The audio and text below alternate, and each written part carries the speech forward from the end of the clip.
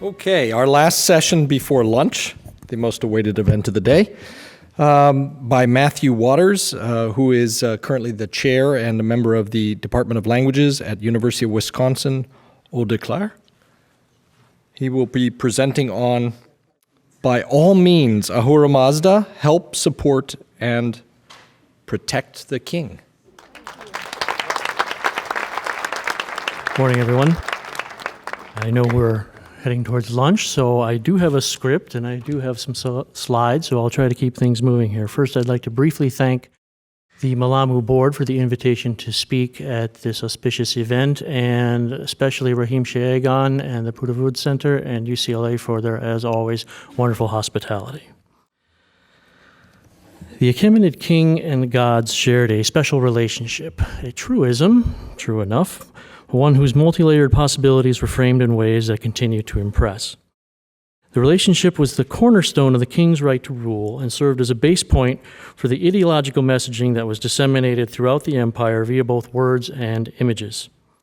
In monumental royal inscriptions, a prominent manifestation of this relationship is the formula "by the will or otherwise" of Ahuramazda.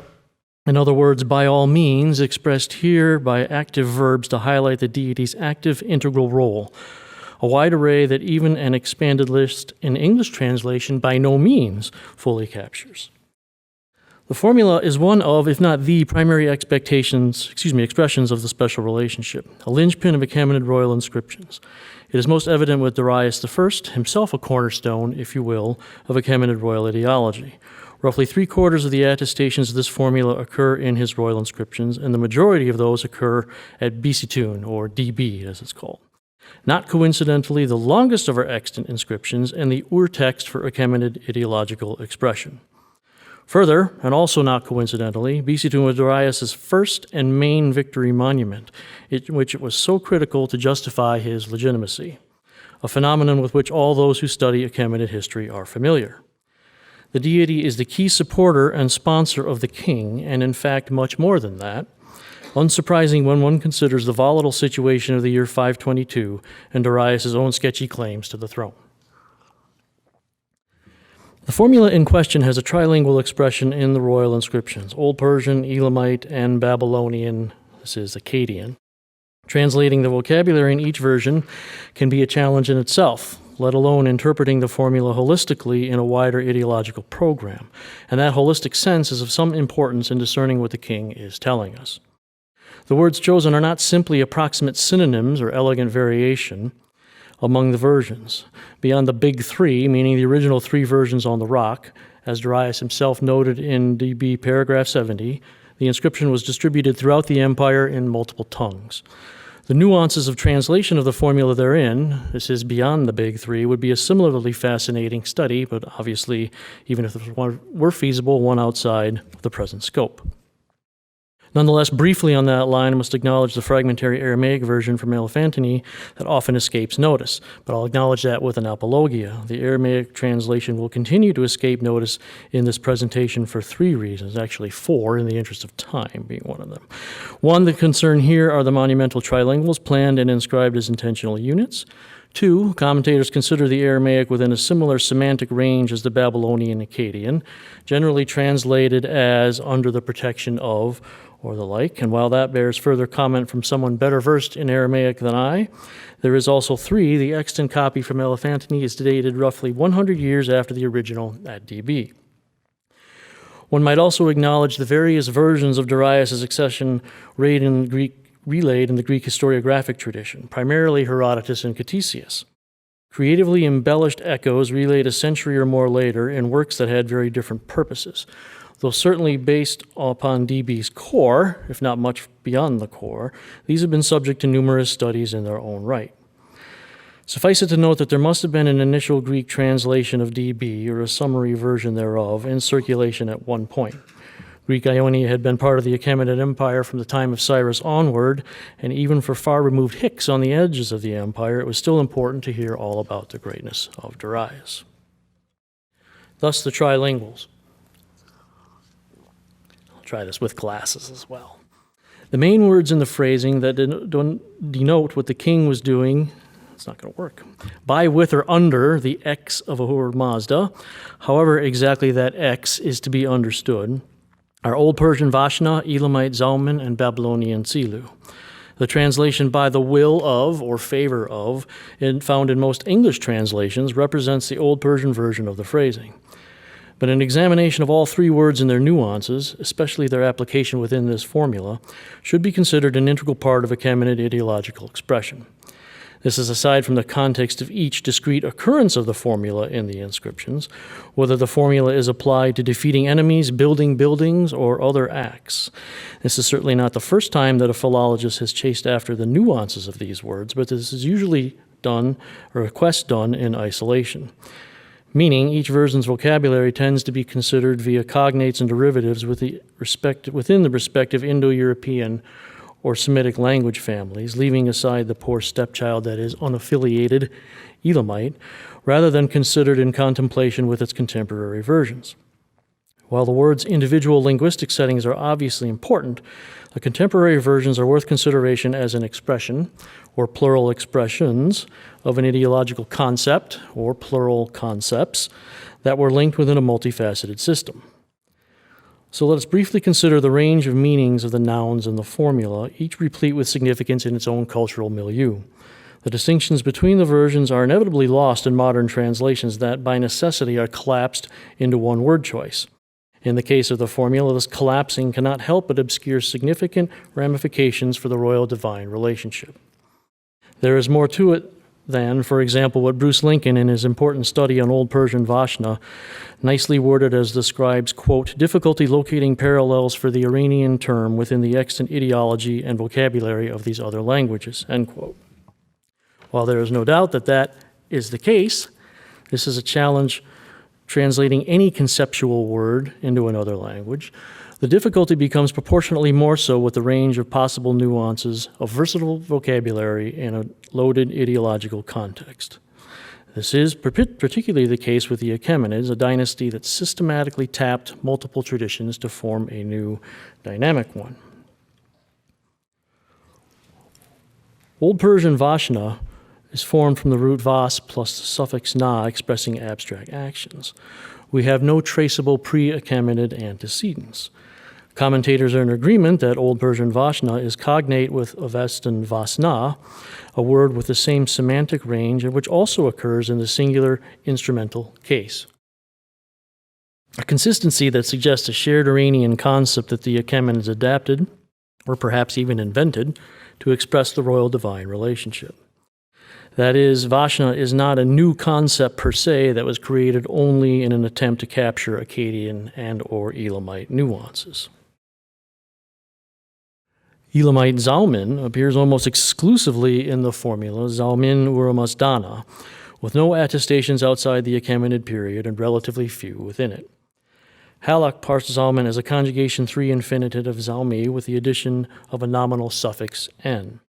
Outside the formula in question, it appears twice as a finite verb in the phrasing balik zauma, translated to the effect of I exerted effort in the coda to DB paragraph 14 where Darius talks about the restoration of the temples and such after Gaumata's deprivations.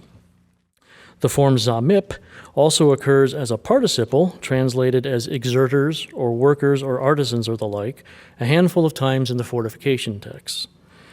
The root sense of exertion leads to rendering the formula zaumin Ahuramazda to the effect of with the cooperation of Ahuramazda or some similar sense, stressing the deity's effort on or intermediation. Hints and Kalk's Elamite dictionary underscore its instrumental usage, the deity's active effort. Griot Suzini, Malbran Labat, and pardon my French pronunciation, and Herrenschmidt's translation of the Elamite version of DB connote this word's use in the formula, I will say so rightly in my opinion, with important implications. Ahuramazda was both the origin of the king's conceptual action as well as the manifestation of his effective power, force, and legitimation. The vocabulary used in Assyrian and Babylonian traditions for the protection of the gods and kings is extensive, overlapping, and interconnected. The Akkadian word that was adopted for the Achaemenid formula ṣillu, often written with the logogram gishmi, has a long history, along with its cognate doublet țululu. Both can mean the literal sense of shade or something that provides such, a covering, roof, a canopy, or the like, as well as protection, aegis, or likeness, among other nuances. And incidentally, I think we can leave aside the specialized meaning 3 for the discussion at hand. It is as protection that ṣillu is usually translated from Babylonian versions of the Achaemenid royal inscriptions. As per my theme here, however, one-to-one translation is not sufficient to capture the word's nuance. And, unlike the limitations posed by the Old Persian and Elamite, for which the data is quite limited, Akkadian ṣillu is a different story. In my limited time, I will focus on some potential ramifications of its use in this context. Neo-Babylonian, emphasized, usage of both ṣillu and țululu in royal inscriptions occurs with very few exceptions in the context of construction projects, the literal sense of a roof or a canopy. The meaning of protection or aegis finds more and more substantial instances in Neo-Assyrian inscriptions. Nuances of protection and shadow and even likeness all work here. The interplay of these various nuances of ṣillu within the Assyrian ideological framework opens up several possibilities, additional layers of potential. The 2 examples on the slide are just a sampling from the later 7th century royal inscriptions. ṣillu and țululu used essentially as synonyms for the protection emanating from the gods. The specific phrase, inatsili, is especially prevalent in the royal correspondence. There it occurs also in the sense of protection or aegis, but occasionally, as in the second example on the slide, in an apparently weaponized manifestation. The shadow nuance of ṣillu is both protective and nurturing, a beneficence or power radiating like an aura that may also be akin, or considered akin at least, to the Melammu, an awe-inspiring power, as the Symposium, and I don't know if we ever get tired of that joke. Maybe we are, or just hungry, one or the other. The word ṣillu's versatility finds another nice example in a much-discussed early 7th century letter from one Adud Shum Utzer, a royal advisor. He writes to Esarhaddon with a request for family members to come visit the king, for of course it is beneficial for everyone to be in the king's presence, as per the first 4.5 lines on this slide. And I'm generally sparing you the dramatic reading. I figure you can track that. To augment his regard for the efficacy of the king's aura, Adad Shumutzer thereafter concludes the letter with a proverb. This proverb, the last 4 lines of translation on the slide, encapsulates the nuances of ṣillu in its senses both of shadow and of protection. The king is simultaneously the shadow of the god as well as the protection of men, this is human beings, his subjects.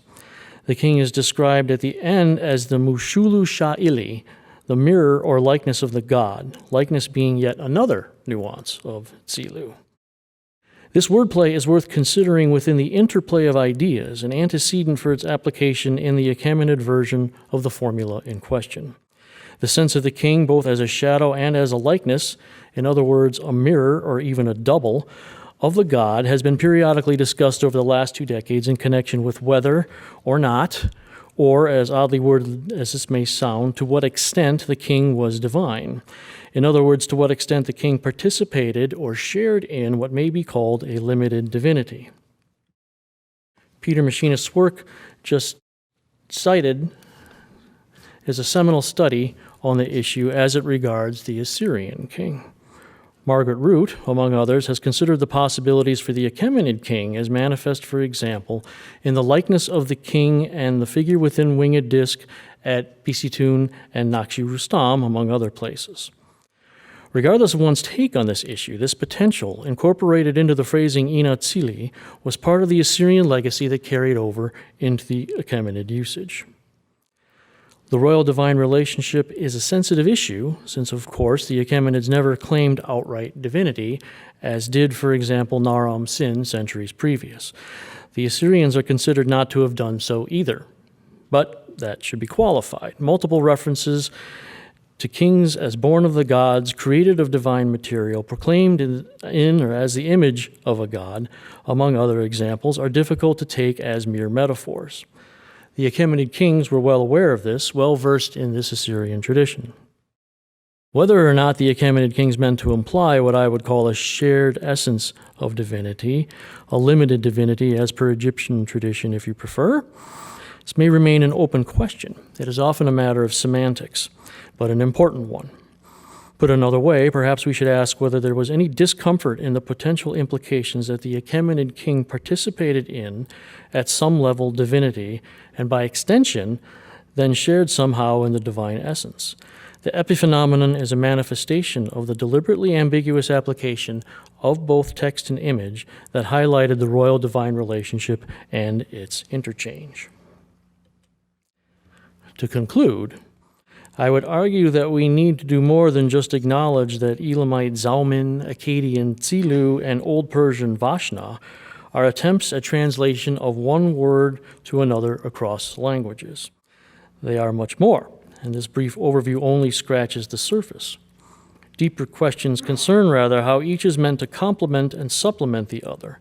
The use of these three languages to record most royal inscriptions was not symbolic in and of itself, for example, via the consolidation of three traditions.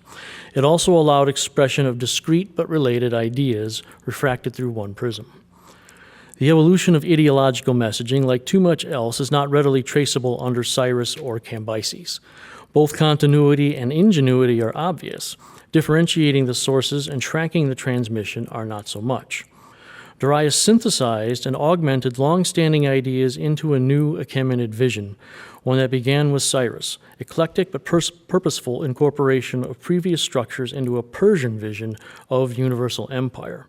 Darius developed something new and improved, you can put that in quotes, as much to bolster his own legitimacy as to establish a foundation for its staying power, a system at once beholden to and yet surpassing its predecessors, both appropriate to and necessary for a new power ruling on a vastly new scale. Thank you.